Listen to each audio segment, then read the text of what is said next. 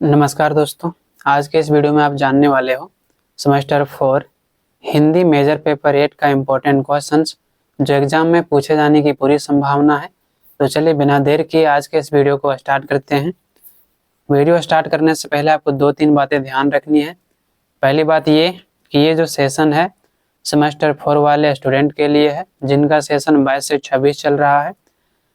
तीसरी बात जो आपको ध्यान रखनी है वो ये है कि ये हिंदी मेजर पेपर 8 का सारा क्वेश्चंस है। विद्या गैस में जितने भी क्वेश्चंस इस बार पूछा गया है मेजर पेपर 8 में, उन सभी क्वेश्चंस पर हम आज डिस्कस करने वाले हैं। साथ ही समझेंगे कि मेजर पेपर 8 में जो है कौन से क्वेश्चंस पूछे जा सकते हैं, तो VVI क्वेश्चंस के बारे में भी जानेंगे। दोस्तों, इसका आंसर आपको कहाँ से मिलेगा, कैसे मिलेगा, इस पर भी हम लोग चर्चा करने वाले हैं। ये क्वेश्चन जो है विद्या गैस से लिया गया है, तो ऐसे में आपको विद्या गैस खरीदने की कोई आवश्यकता नहीं है।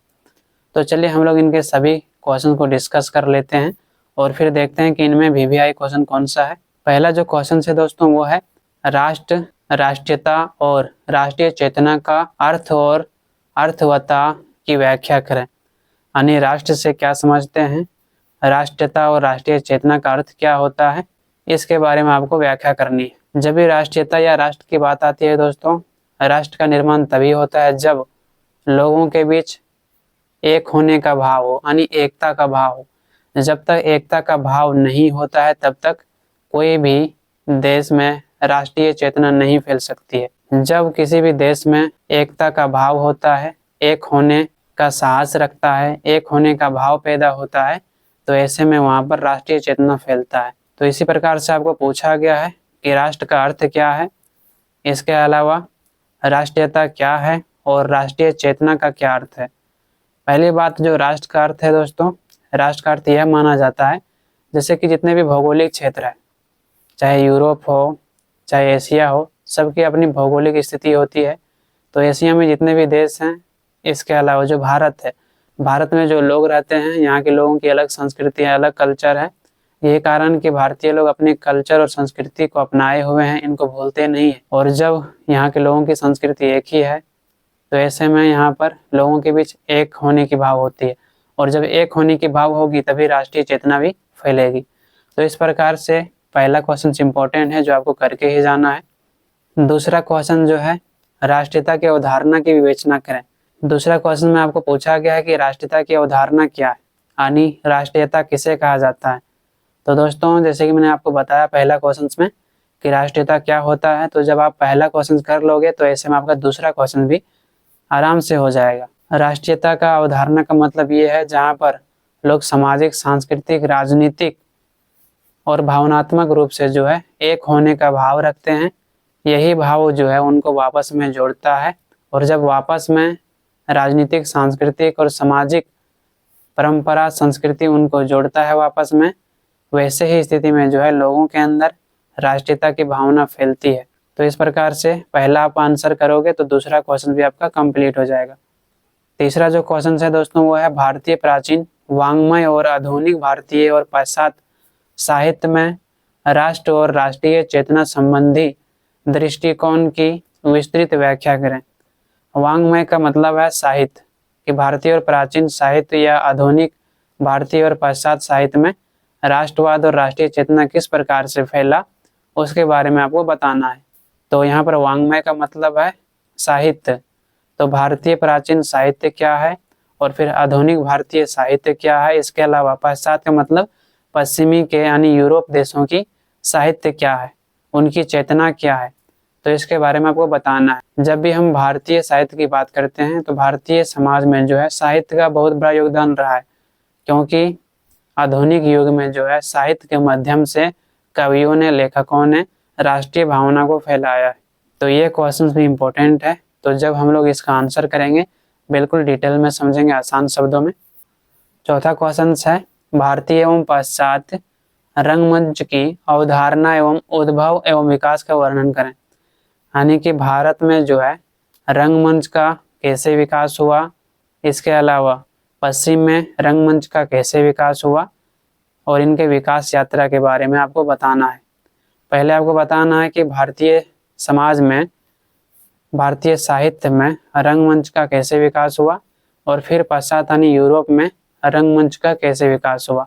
रंगमंच का मतलब ये है दोस्तों, जैसे कि आप नाटक देखते होंगे ना, तो उसे ही रंगमंच कहा जाता है। जैसे कि कोई भी नुक्कड़, कोई गली जहाँ पर जो है मंच लगाया जाता है, फिर गांव या एक समूह के लोग या एक शहर के लोग वहाँ पर जाकर नाटक को देखते हैं, तो उसे जो है रंगमंच कहा जाता है। रंगमंच का मतलब है स्टेज, जहाँ पर नाटक दिखाया जाता है, जहाँ पर नाटक खेला जाता है। तो आपको यहाँ पर वही बताना है कि भारत में रंगमंच का विकास कैसे हुआ, नाटक का विकास कैसे हुआ, और फिर पश्चिम में नाटक का विकास कैसे हुआ। तो ये भी क्वेश्चन इंपॉर्टेंट है। तो जब हम लोग इसका आंसर करेंगे तो बिल्कुल आसान शब्दों में इसको समझेंगे। पांचवा जो क्वेश्चन है वो है हिंदी रंगमंच की विकास यात्रा की विस्तार से व्याख्या करें। जो चौथा क्वेश्चन था दोस्तों, उसी प्रकार से पांचवा क्वेश्चन भी मिलता जुलता है। वहां पर था प्राचीन हिंदी रंगमंच के बारे में बताएं, आधुनिक हिंदी रंगमंच के बारे में बताएं, और पश्चिम के हिंदी साहित्य के रंगमंच के बारे में बताएं। यहाँ पर आपको केवल पूछा गया है हिंदी रंगमंच की विकास यात्रा पर विस्तार में व्याख्या करें। यानी हिंदी में जो आप नाटक देखते होंगे, उस नाटक का विकास कैसे हुआ, हिंदी रंगमंच में जो है नाटक का विकास यात्रा कैसे रहा, इनके बारे में आपको बताना है। दोस्तों, हिंदी रंगमंच की विकास यात्रा की जब भी बात आती है तो यह माना जाता है कि 13वीं शताब्दी से जो है भारत में हिंदी रंगमंच शुरू हो गई थी, यानी नाटक खेलना शुरू कर दिया गया था 13वीं शताब्दी से। लेकिन जब भारतेंदु युग चला, उस समय जो है हिंदी नाटक का बहुत ज़्यादा विकास हुआ। तो इस प्रकार से ये भी क्वेश्चन इंपॉर्टेंट है और इससे आपको करके ही जाना है। छठा क्वेश्चन से आधुनिक हिंदी रंगमंच पर राष्ट्रीय चेतना के प्रभाव की विवेचना करें। इस क्वेश्चन में आपको पूछा गया है कि आधुनिक समय में जो आप देख रहे हो रंगमंच, जो नाटक देख रहे हो, उस नाटक के माध्यम से जो है राष्ट्रीय चेतना किस प्रकार से फैलाया गया, राष्ट्रीय चेतना को किस प्रकार से बढ़ावा मिला, इसके क्या प्रभाव हुए, इसके बारे में आपको पूछा गया है। तो आधुनिक हिंदी रंगमंच का विकास यात्रा जो है दोस्तों, बेसिकली भारतीय स्वतंत्रता आंदोलन से जोड़ा जाता है। क्योंकि जब आधुनिक युग आया, यानी 1757 के बाद आधुनिक युग की शुरुआत मानी जाती है, प्लासी युद्ध के बाद। तो उस समय के बाद आधुनिक हिंदी रंगमंच की शुरुआत हो जाती है। और फिर जब 1850 भारतेंदु युग होता है, तो उस समय भी जो है नाटक रंगमंच पर खेला जाता है। बहुत ज़्यादा इस समय आधुनिक हिंदी रंगमंच का विकास होता है। और इस प्रकार से जो है भारत में हिंदी रंगमंच के द्वारा, हिंदी नाटक के द्वारा जो है लोगों के मन में, लोगों के दिलों में राष्ट्रीय चेतना फैलाया जाता है। तो कवियों का जो है राष्ट्रीय भावना फैलाने में महत्वपूर्ण योगदान रही है दोस्तों। कवि जो है नाटक लिखते थे और उसके माध्यम से जो है मंच पर नाटक खेला जाता था, और फिर उस नाटक से लोगों के दिलों में राष्ट्रीय चेतना को फैलाया जाता था। जैसे कि उस समय बहुत ज़्यादा लोग पढ़े लिखे नहीं थे, अगर नाटक लिख लेते लेखक तो उनको जो है कुछ लाभ ही नहीं मिलता, क्योंकि बहुत कम पढ़े लिखे लोग थे। लेकिन जब नाटक खेला जाएगा मंच पर, तो इससे बहुत ज़्यादा लोगों को लाभ होगा, बहुत ज़्यादा लोग इनसे जुड़ सकेंगे। क्योंकि मंच पर जब नाटक खेला जाएगा तो उसको देखने में पढ़े रहने की शर्त नहीं लगती है। अगर किताबों की पढ़ने की बात आती है तो वहाँ पर पढ़े लिखे होने चाहिए, तभी नाटक को पढ़ सकता है। लेकिन मंच पर जब खेला जाएगा तो पढ़ने की कोई आवश्यकता नहीं है, वह देख सकता है, वह समझ सकता है। तो इस प्रकार से आधुनिक हिंदी रंगमंच ने राष्ट्रीय चेतना को फैलाया। जब इसका आंसर हम लोग देखेंगे तो बिल्कुल आसान शब्दों में समझेंगे। जैसे कि हमने आपको जो क्वेश्चन बताया ना, पांचवा, छठा और इससे पहले चौथा, ये तीनों क्वेश्चन मिलता जुलता क्वेश्चन है। तो हम लोग जब इन प्रश्नों को करेंगे तो 1 से 2 ही प्रश्न करेंगे, और इससे हम लोगों का 2-3 प्रश्न आराम से कंप्लीट हो जाएंगे। सातवां क्वेश्चन से भारतेंदु कालीन हिंदी नाटक एवं रंगमंच की विवेचना करें। सातवां क्वेश्चन में आपको पूछा गया है कि भारतेंदु कालीन हिंदी नाटक और रंगमंच के बारे में आप क्या जानते हैं। जैसे कि मैंने आपको बताया दोस्तों कि भारत में जो है हिंदी नाटक परंपरा की शुरुआत 13वीं शताब्दी से ही मानी जाती है। लेकिन आधुनिक काल में जो नाटक का विकास यात्रा है, भारतेंदु युग से शुरुआत होती है। भारतेंदु युग 1850 से 1900 ईस्वी तक मानी जाती है। और इस समय जो है नाटक का जो परंपरा है भारतीय समाज में बहुत तेजी से विकसित हुई। जब हम लोग इसके आंसर को करेंगे तो बिल्कुल आसान शब्दों में समझेंगे कि भारतेंदु के समय से कैसे भारत में जो है नाटक परंपरा का विकास होता है। तो ये क्वेश्चन इंपॉर्टेंट क्वेश्चन है, इसे करके जाना चाहिए आपको। आठवां क्वेश्चन है प्रसाद योगिन हिंदी नाटक एवं रंगमंच की विवेचना करें। प्रसाद के जो है जो हिंदी नाटक है और रंगमंच है उसके बारे में आपको पूछा गया है। जैसे कि भारतेंदु के युग में नाटक बहुत ज़्यादा विकसित हुआ, और दूसरा जो व्यक्ति था, जो दूसरा कवि थे, वो थे प्रसाद, जयशंकर प्रसाद। तो जयशंकर प्रसाद के समय भी जो है हिंदी नाटक बहुत ज़्यादा विकसित हुआ।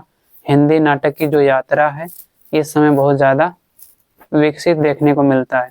8वां जो क्वेश्चन है वो इम्पोर्टेंट क्वेश्चन है, तो आपको इसे करके ही जाना चाहिए, क्योंकि प्रसाद योगिन हिंदी नाटक के बारे में आपको पूछा जा सकता है। 2 ही व्यक्ति यहाँ पर महत्वपूर्ण है, एक है भारतेंदु, दूसरा है प्रसाद, और इन दोनों के काल में जो है नाटक का बहुत ज़्यादा विकास हुआ। तो ये दोनों क्वेश्चन पूछा जा सकता है।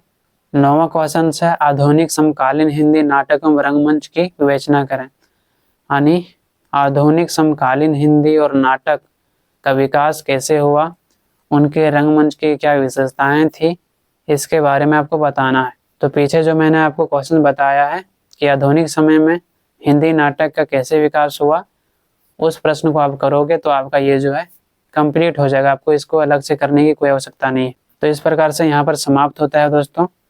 आई होप आपको इस वीडियो से थोड़ी बहुत ज़रूर हेल्प मिली होगी। आप अगर चाहते हो कि मैं आप लोगों के लिए VVI क्वेश्चंस का आंसर लेकर आऊँ तो आप कमेंट करें और अपना प्यार और सपोर्ट बनाए रखें दोस्तों, इससे मुझे मोटिवेशन मिलती है। और जितने भी क्वेश्चंस हमने बताया आपको, उनमें से 5 से 6 क्वेश्चंस ही आपको करने हैं, और जो क्वेश्चंस मैंने आपको VVI बताया उन सभी क्वेश्चंस का बहुत जल्द वीडियो आने वाला है। तो आप डिस्क्रिप्शन में टेलीग्राम का लिंक दिया हुआ, वहाँ पर जाके जुड़ जाएं और चैनल को भी सब्सक्राइब कर लें, ताकि जैसे वीडियो अपलोड किया जाए सबसे पहले आप तक पहुँच जाए आसानी से। आज के लिए इतना ही दोस्तों, आप लोगों से बहुत जल्द मिलते हैं नेक्स्ट वीडियो में। धन्यवाद।